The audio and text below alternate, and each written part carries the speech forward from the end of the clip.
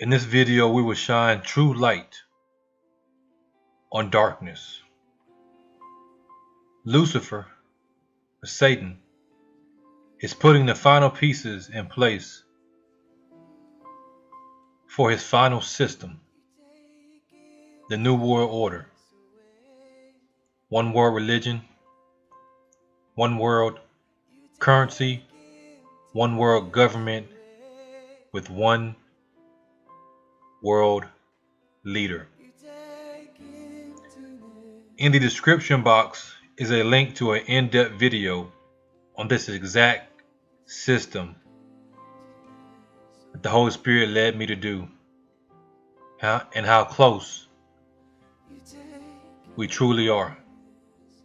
Please check the video out. God said his people are destroyed for lack of knowledge. Because you have rejected knowledge, he will also reject you. With that being said, let's get into it. Let's shine the true light, which is Jesus Christ, on the false light, which is Satan, darkness.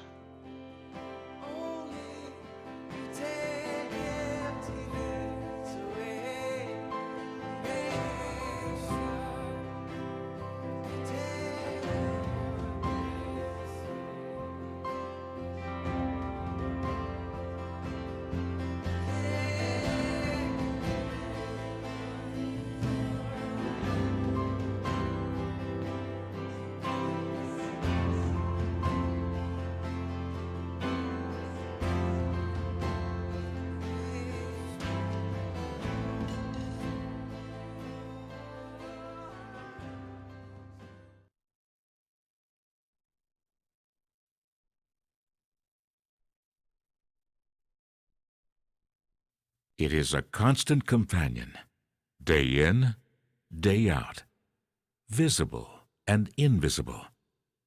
Our origin, our today, and our tomorrow. Light.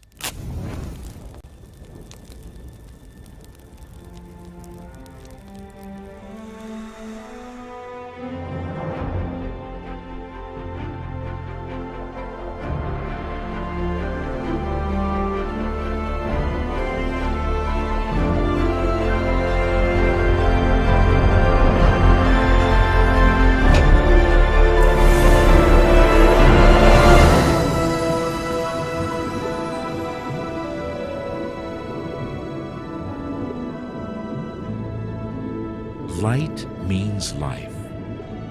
The secret of our existence lies in photosynthesis.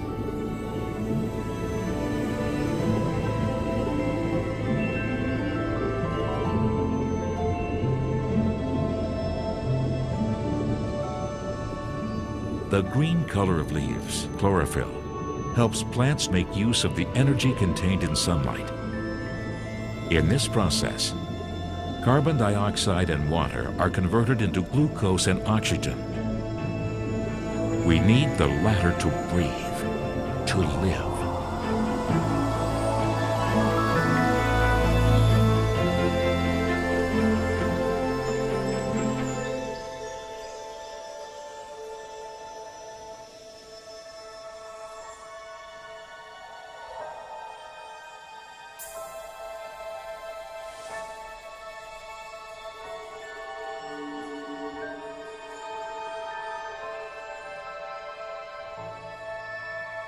Light is comprised of electromagnetic waves, each of which has a different wavelength.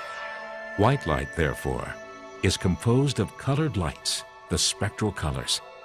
However, visible light is only a small part of the entire electromagnetic spectrum that helps us evolve.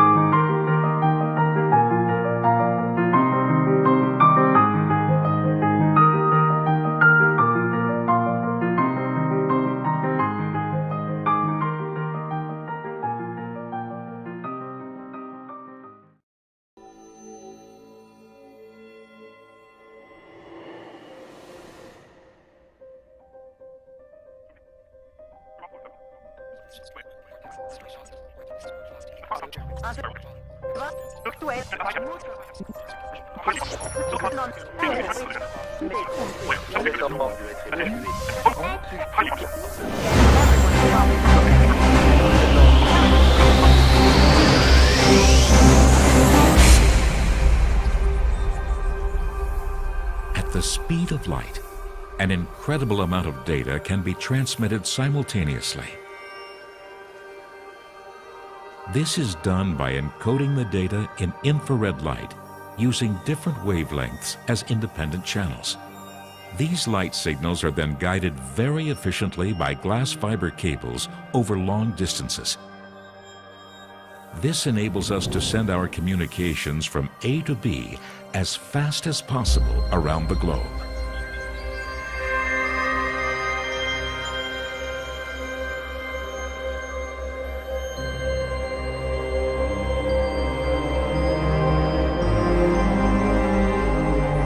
The sun is the source of our light. It is a constant companion, day in, day out, visible and invisible. Our origin, our today, and our tomorrow. Light.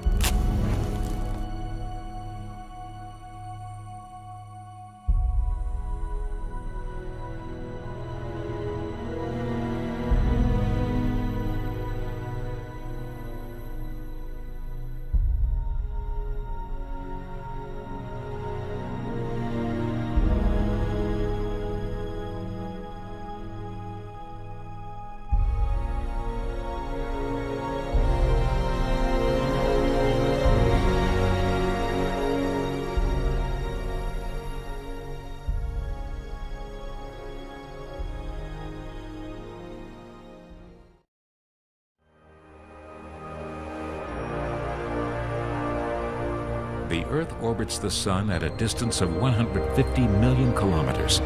Yet a beam of light still needs just about 8 minutes to bridge this distance.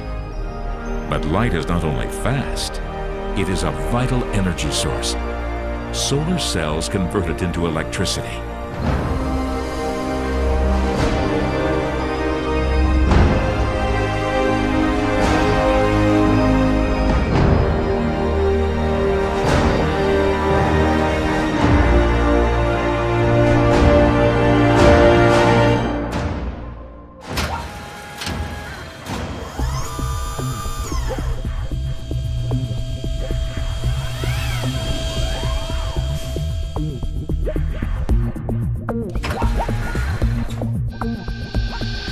Controlling light is one of the key achievements of mankind. Laser technology bundles the powerful energy of light and can even penetrate steel.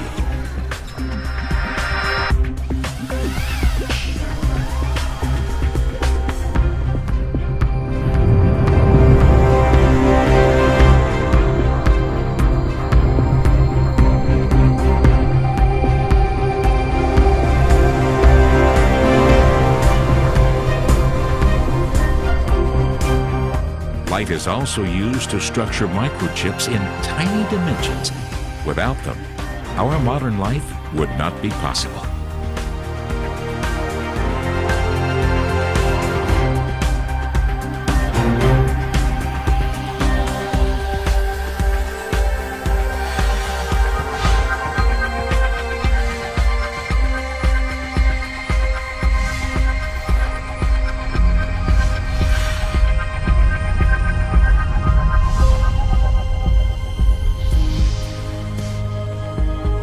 Photonics have enabled us to make light available to humanity in all its wavelengths as the basis for uncountable fields of application in our daily lives. In short, light is the future. There is only one more question. What would our world be like without light?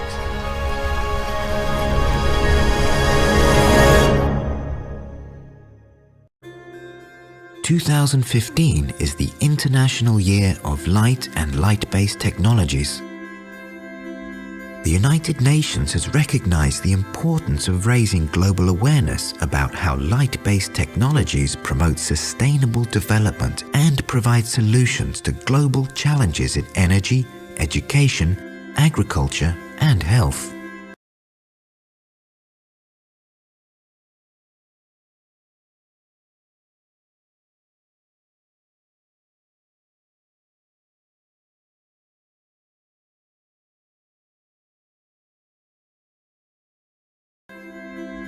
At Solitube, we celebrate light every day of every year in over 95 countries worldwide. And during 2015, we will be celebrating our own 25-year anniversary. Natural daylighting is critical to our well-being in so many ways. We are passionate about daylighting. It is what we do. It is who we are. We are inventors of the tubular daylighting device. We have been providing sustainable solutions to global challenges in energy, education, agriculture, and health for 25 years. And you may wonder how we do it. How we connect people to nature on a daily basis in ways that were previously impossible. Our daylighting systems use the best materials and the most advanced optics.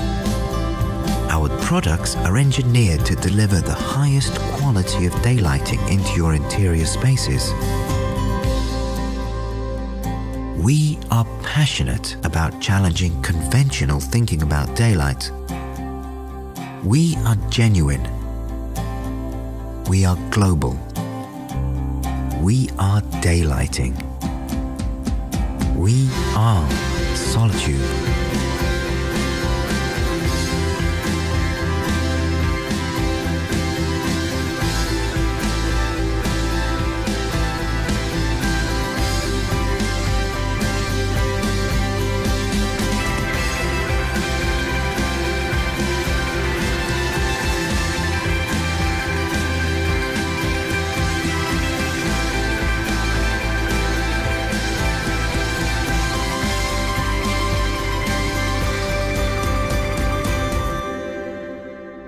Everyone has a right to daylight every day. Let's make the year of 2015 the year we celebrate light together. Everywhere in the world, our days begin with light. Light, you see, is everywhere. Light is life. Light connects us with others, near and far. It entertains and inspires both young and old. Light enables us to see things never imagined. It will drive economies of the future. With light, we can diagnose and treat disease. We can diagnose and treat disease. We can diagnose and treat disease. It helps protect and secure our communities. Light will be key in discovering solutions to society's most pressing problems. And as the lights go down around the world and our days end,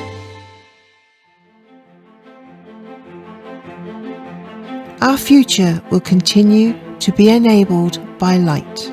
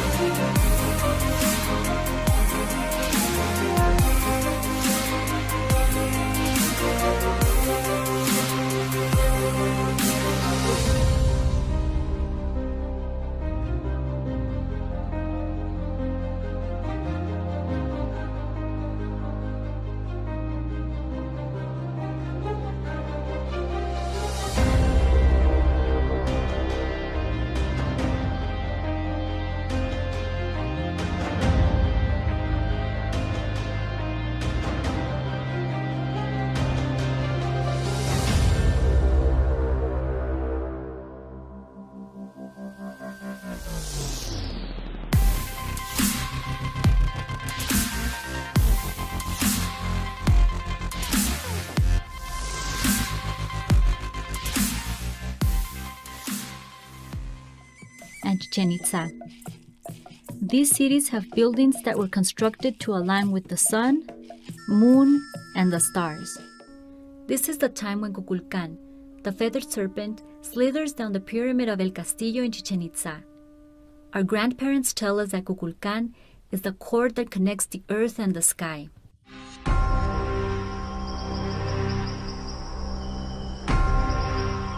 "400 miles north of Tikal, in the ancient Maya city of Chichen Itza, stands a uniquely designed pyramid built by the Maya to honor Kukulkan. Kukulkan by the Maya is depicted in a number of ways. Sometimes he is human, sometimes he's a serpent. Sometimes we see him emanating from a serpent's head.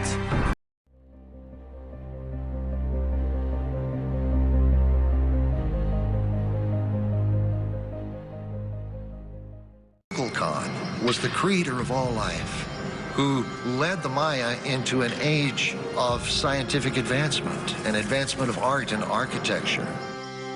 According to ancient Maya mythology, Kukulkan left the people and said he would return one day. During the spring and fall equinox, a shadow play is cast upon the side of the pyramid, signifying the descent of Kukulkan. Why was it so important to the Maya to build such an elaborate temple to honor Kukulkan? Did they really expect this serpent god to ascend to the heavens and then descend to earth? Or could Kukulkan be something even more incredible? Something not of this world? And the message is clear. God Kukulkan descended to the humans. He was a certain time among the humans, he was the teacher of the humans, and then he disappeared again, but with the promise to return one day to the humans.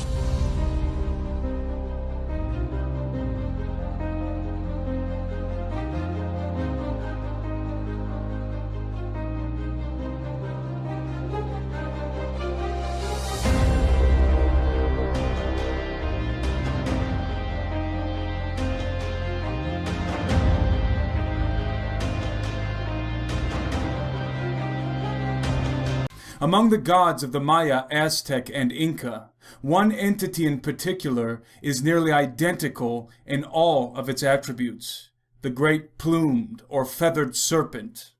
To the Maya, he was Kukulkan, to the Aztec, Quetzalcoatl, to the Inca, Viracocha, and Amaru.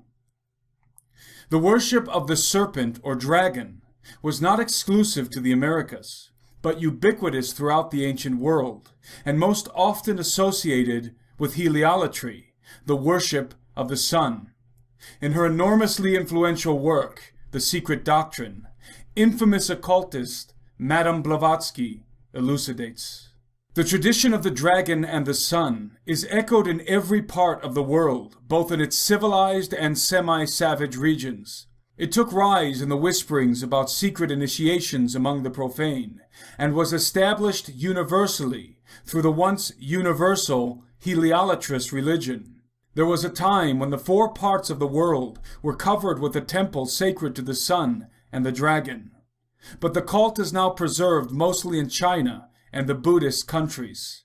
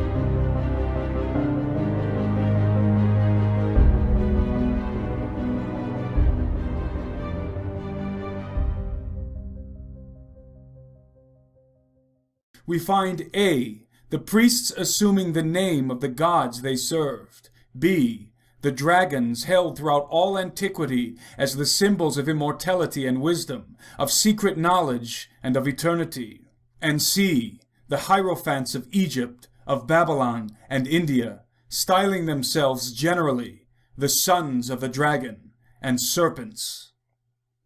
The ancients living in the great civilizations of antiquity were not stupid. Contrary to contemporary notions, they did not literally worship the sun and the serpent, but instead the philosophy and deity they symbolized.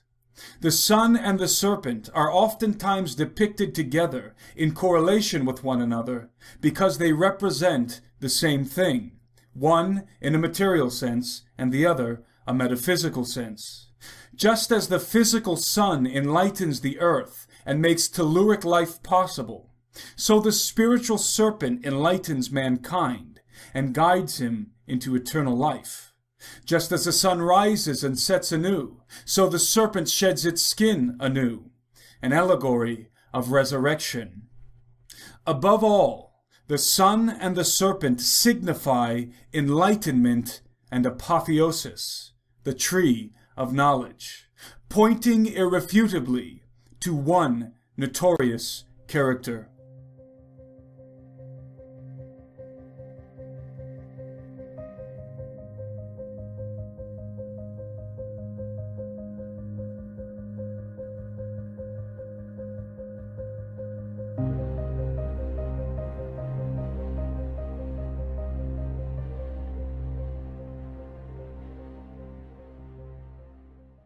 In the occult, the sun and the serpent, or dragon, are direct references to Satan, that serpent of old, as the Bible calls him, and Lucifer. Originating in the Latin Vulgate translation of the Bible, the name Lucifer is a derivation of the Latin term for light-bearer, resulting from the words lux, meaning light, and ferre, to bear. Thus, the sun is an appropriate symbol for Lucifer, as affirmed by renowned Sovereign Grand Commander of the Scottish Rite of Freemasonry, Albert Pike. Lucifer, the light-bearer, strange and mysterious name to give to the spirit of darkness. Lucifer, the son of the morning, is it he who bears the light, and with its splendors intolerable, blinds feeble, sensual, or selfish souls? Doubt it not, for traditions are full of divine revelations and inspirations, and inspiration is not of one age, nor of one creed. In accordance with occultic tradition, the plumed serpent gods of the Maya, Aztec, and Inca all symbolized enlightenment, resurrection, and eternal life.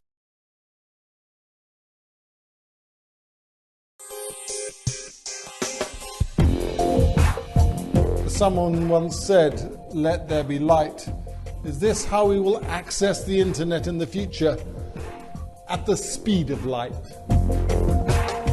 German-born Professor Harald Hass has patented an illuminating answer to the problem of congested bandwidth.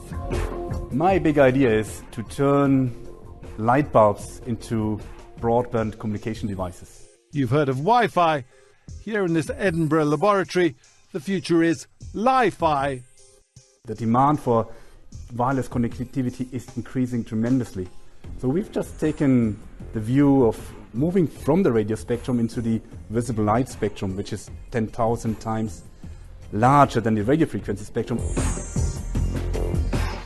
We are not running in competition to Wi-Fi. We still need Wi-Fi. What I'm saying is use the existing lighting infrastructure, cooperating with the radio frequency domain, and that's why I don't see that it's in confrontation to the current comms industry. An LED is not just a light source, it's a sophisticated electronic device. Crucially, it can be made to oscillate at phenomenal speeds, millions of times per second. We can't see it, but it's this capability which allows it to transmit data. Take the light bulb, and we have a binary stream of bits that represent an image, for example. When there is a 1, we turn on the light bulb, and when there is a 0, we turn it off. And a receiver, on the other hand, would recognize these changes of intensity and would then decode that binary stream as back as in an image. Interrupt any single beam and the data stream is disrupted.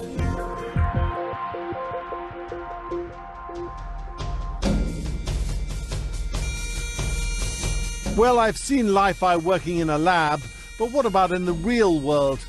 We head up the hill to Edinburgh Castle for a wee experiment. And then we descend down to the dungeons, hundreds of feet underground, to the deepest, dankest part of this ancient royal fortress. Without even so much as a cell signal down here, we can still communicate, even send a large video file. So what we have here is a little server here in that cabinet that streams high-definition video to that LED lamp, which is an ordinary LED light bulb you can buy off the shelf. What we have here is a little hole, and here's a receiver. The receiver picks up the signals that come from that light. Let me just interrupt that light beam. So block the receiver, and then the video and the sound would stop. If I would release it again, it starts again. The light carries the video, so I can touch the video now. I have the video in my hands if you want. And now the video is back on the screen. After 8 years in development, Professor Haas first demonstrated Li-Fi to an audience in 2011. I saw into the eyes of the many people and see utter surprise, disbelief. This was a moment of internal joy. If I come back in 10 years, where will this technology have gone?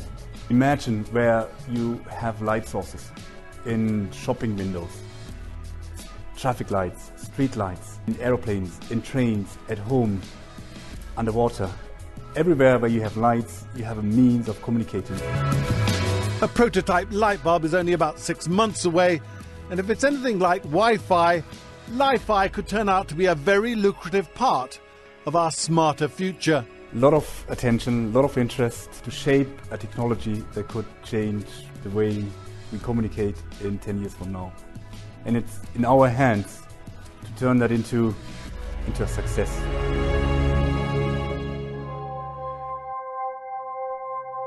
Imagine where we have LEDs in streetlights, in cars, in offices, in homes. Now imagine that these LEDs connect to the internet.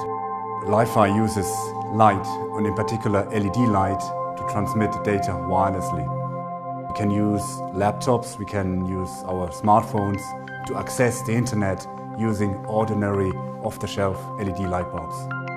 That will enable us a completely new connected world.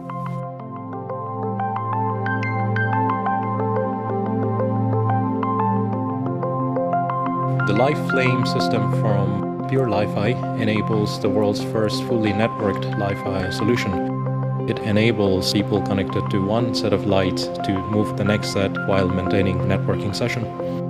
All of the lights are hooked up to access points. These access points communicate over the backbone network. In the future, we will be going from mobile networks to Wi-Fi to Li-Fi. Light doesn't penetrate through walls. Therefore, somebody outside a room would not be able to intercept with an ongoing wireless transmission.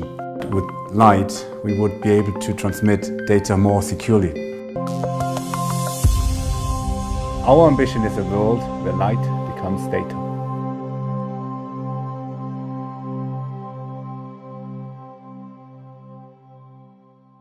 The internet wire coming to the hub, then this is a wire connected to the lamp, to the bulb, and the bulb is sending information to a sensor. This sensor getting 10 megabytes a second. So this is the first time we're showing internet by light. 10 megabytes? 10 megabytes. 10 megabytes. And who are you? We are Oletcom, a French company, and this is the first time we're showing internet by lights. That means it doesn't interfere with the normal light so much, or you don't really see it in lights, or? No, it's like optical. You can have all your lights do this? Yeah, you can take any lights the special box. This is our savoir-faire. But there's no camera there. You don't send anything. You only receive. No, you go both ways. Both ways. Yes, you can take. Yes, because by light. This is a technology, French technology. But how does that work? What? How does it work? This is secret for the moment. Secret for the moment. So you had an idea and you make it, or what? Are you the inventor? I'm not the inventor. No, you're not? The inventor right here. This guy? This guy. Yeah? This. Cédric Meyer from French University and then a French company. All right. So what do you do before? Light. Only light. Light and internet, and now we met light and internet. That's Li-Fi. This is the first time in the world anybody has seen this? Oh. Yes. Nobody. This morning so there's a light. This is the And first the light after look at if you want to see. Yeah, sure. Come on. Internet. Very good. If you connect it, okay. No light. Look at. You are in the internet. And now plug and play.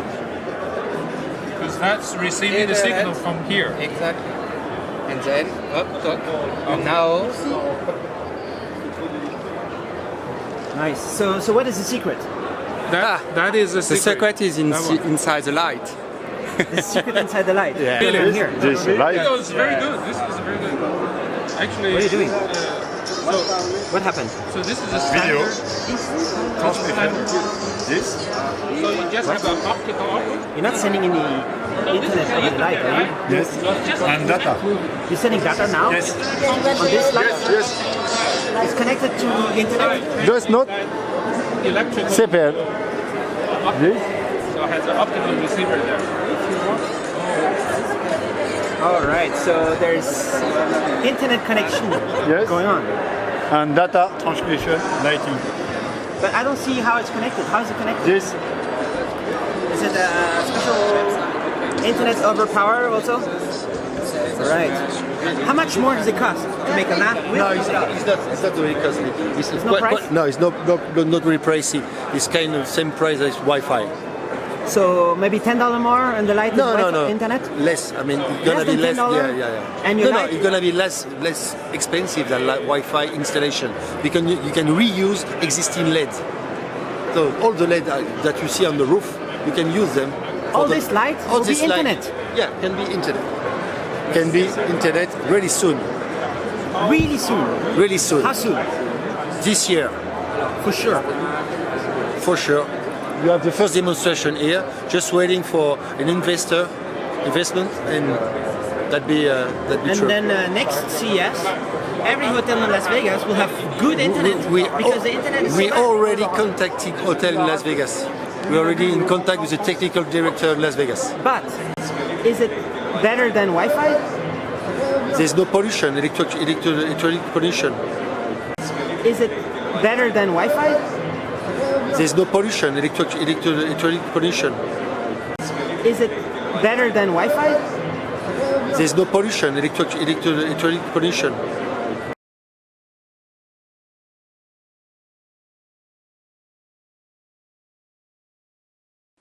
So let's look at this in the context of the entire electromagnetic spectrum, where we have gamma rays. You don't want to get close to gamma rays, it's simply dangerous. X-rays, useful when you go to hospitals. Then there's ultraviolet light. It's good for nice suntan, but otherwise dangerous for the human body. Infrared is due to eye safety regulations, can be only used with low powers. And then we have the radio waves, the issues I've just mentioned. And in the middle there, we have this visible light spectrum. It's light. And light has been around for many millions of years. And in fact, it has created us, it has created life, has created all the stuff of life. So it's inherently safe. And in fact, it has created us, it has created life, has created all the stuff of life. So it's inherently safe. And in fact, it has created us, it has created life, has created all the stuff of life. So it's inherently safe.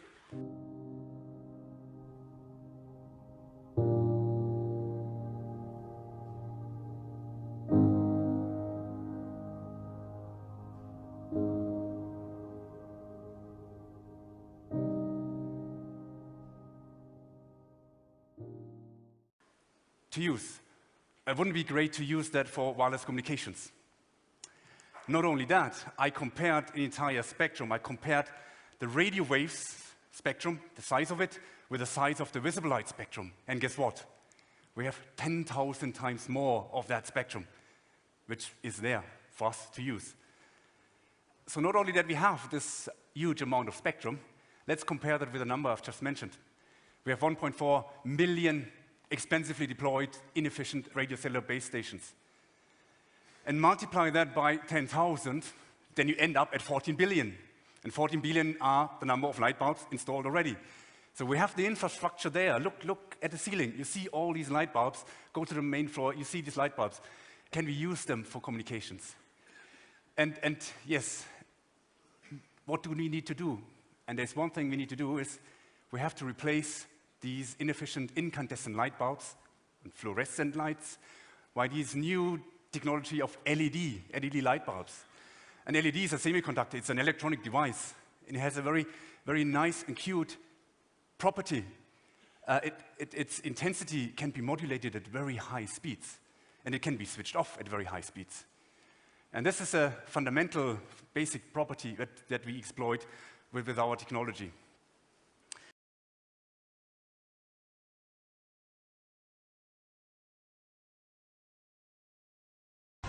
This is an amazing story, folks. Listen to this. General Electric is shutting down their last factory in the United States that makes the regular old incandescent light bulb.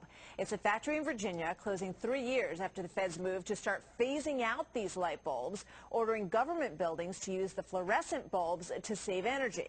My next guest thinks that the plan backfired and GE layoffs prove it. 200 people are going to lose their jobs in that very last factory. He is Congressman Joe Barton. He's a Republican from Texas, and he joins me now. You know, this really caught our eye because, it kind of encapsulates a number of issues that are out there right now. Why are you fighting to save the incandescent light bulb? Well, first, they're cheaper. They're more environmentally correct. And we think the American consumer ought to make the choice, especially moderate and low-income Americans. They can't afford $4 or $5 for a light bulb when you can get the old-fashioned incandescent bulb for 40 cents or 50 cents a pop. But part of this 07 Energy Act is to say that the government won't purchase incandescent light bulbs anymore, but that doesn't mean that the rest of us can't. Well, it also says that they can't be sold at retail in the United States. So it so they can't be sold anywhere. No, when is this going to go into effect? In 2014.